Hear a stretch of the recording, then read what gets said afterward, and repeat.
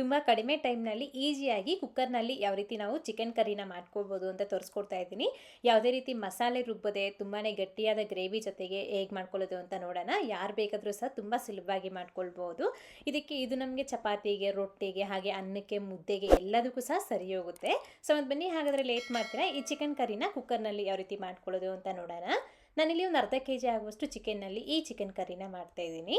ಈ ರೀತಿ ಒಂದು ದೊಡ್ಡ ಬೌಲ್ಗೆ ಚಿಕನ್ನ ಹಾಕ್ಕೊಂಡು ರುಚಿಗೆ ತಗ್ಗಷ್ಟು ಉಪ್ಪು, ಒಂದು 1/4 ಟೀ ಸ್ಪೂನ್ ಆಗುವಷ್ಟು ಅರಿಶಿನದ ಪುಡಿ, 2 ಸ್ಪೂನ್ ತುಂಬ ಧನಿಯಾ ಪುಡಿ, ಹಾಗೆಯೇ 1 ಟೀ ಸ್ಪೂನ್ ತುಂಬ ಚಿಕನ್ ಮಸಾಲ, 1 ಟೀ ಸ್ಪೂನ್ ತುಂಬ ಗರಂ ಮಸಾಲ, ಅದೇ ರೀತಿ ನಿಮ್ಮ ಖಾರಕ್ಕೆ ಎಷ್ಟು ಬೇಕೋ ಅಷ್ಟು ಖಾರದ ಪುಡಿನ ಹಾಕ್ಕೊಳ್ಳಿ. ನಾನಿಲ್ಲಿ ಸ್ವಲ್ಪ ಸ್ಪೈಸಿಯಾಗಿ ಮಾಡ್ಕೊಳ್ತಾ ಇದ್ದೀನಿ, ಹಾಗಾಗಿ ನಾನಿಲ್ಲಿ ಒಂದು 2 ಸ್ಪೂನ್ ತುಂಬ ಖಾರದ ಪುಡಿನ ಹಾಕ್ಕೊಂಡಿದ್ದೀನಿ.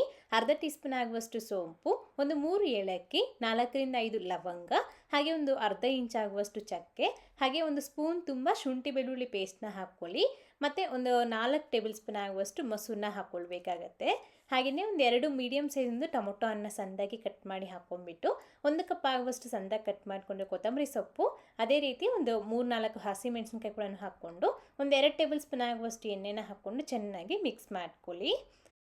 ಈ ರೀತಿ ನಾವು ಡೈರೆಕ್ಟಾಗಿ ಇದೇ ಚಿಕನ್ಗೆ ಹಾಕಿ ಮಿಕ್ಸ್ ಮಾಡಿ ಎತ್ತಿಟ್ಕೊಳ್ತೀವಿ. ಈ ರೀತಿ ಮಾಡೋದ್ರಿಂದ ನಮಗೆ ಕ್ವಿಕ್ಕಾಗಿ ಗ್ರೇವಿ ಅನ್ನೋದು ಆಗೋಗ್ಬಿಡುತ್ತೆ, ಹಾಗೆ ರುಚಿಯಾಗಿ ಕೂಡ ಇರುತ್ತೆ. ಈ ಥರ ಚೆನ್ನಾಗಿ ಮಿಕ್ಸ್ ಮಾಡ್ಕೊಂಡಿದ್ದ ನಂತರ ಒಂದು 5 ನಿಮಿಷ ಪಕ್ಕೆತ್ತಿಟ್ಕೊಳ್ಳಿ. ನಿಮಗೆ ಟೈಮ್ ಇದ್ದರೆ ಸ್ವಲ್ಪ ಜಾಸ್ತಿ ಹೊತ್ತಾದರೆ ಇದನ್ನ ಹಾಗೆ ಬಿಡ್ಬೋದು.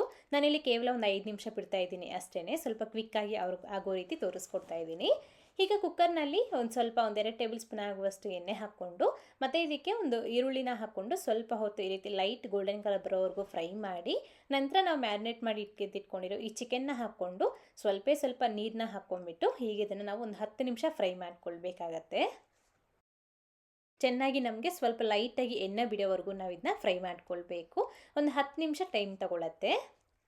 ಸೊ 5 ನಿಮಿಷ ನಾವು ಮ್ಯಾರಿನೇಟ್ ಮಾಡ್ಕೊಳ್ಳೋದಕ್ಕೆ ಟೈಮ್ ತೊಗೊಂಡಿದ್ದೀವಿ, ಮತ್ತು ಒಂದು 10 ನಿಮಿಷ ಈ ರೀತಿ ಫ್ರೈ ಮಾಡ್ಕೊಳ್ಳೋದಕ್ಕೆ, ಇನ್ನೊಂದು 10 ನಿಮಿಷ ನಮಗೆ ಬೇಯೋದಕ್ಕೆ ಸರಿ ಹೋಗುತ್ತೆ. ಟೋಟಲಾಗಿ ಒಂದು 25 ನಿಮಿಷ ಒಳಗಡೆ ನಮಗೆ ಚಿಕನ್ ಕರಿ ಅನ್ನೋದು ರೆಡಿಯಾಗಿ ಹೋಗ್ಬಿಡತ್ತೆ. ಈ ರೀತಿ ಚೆನ್ನಾಗಿ ಮಿಕ್ಸ್ ಮಾಡ್ಕೊಳ್ಳಿ. ಒಂದು 10 ನಿಮಿಷ ನಾವು ಇದನ್ನ ಫಸ್ಟ್ ಈ ರೀತಿ ಚೆನ್ನಾಗಿ ಮಿಕ್ಸ್ ಮಾಡ್ಕೊಳ್ತಾ ಬೇಯಿಸ್ಕೊಳ್ಬೇಕು. ಈ ಥರ ನಮಗೆ ಲೈಟಾಗಿ ಎಣ್ಣೆ ಕೂಡ ಬಿಟ್ಕೊಳ್ಳೋದಕ್ಕೆ ಶುರು ಆಗುತ್ತೆ. ಸೊ ಆ ಟೈಮ್ನಲ್ಲಿ ಈಗ ಇದಕ್ಕೆ ನಾವು ನೀರನ್ನ ಹಾಕ್ಕೊಳ್ಬೇಕು. ನಾನಿಲ್ಲಿ 1 ಗ್ಲಾಸ್ ಆಗುವಷ್ಟು ನೀರನ್ನ ಹಾಕ್ಕೊಳ್ತಾ ಇದ್ದೀನಿ. ಸೊ ನಮಗೆ ಗ್ರೇವಿ ಅನ್ನೋದು ಜಾಸ್ತಿ ಬೇಕಿದ್ರೆ ಸ್ವಲ್ಪ ನೀರನ್ನ ಜಾಸ್ತಿ ಹಾಕ್ಕೊಳ್ಬೇಕು.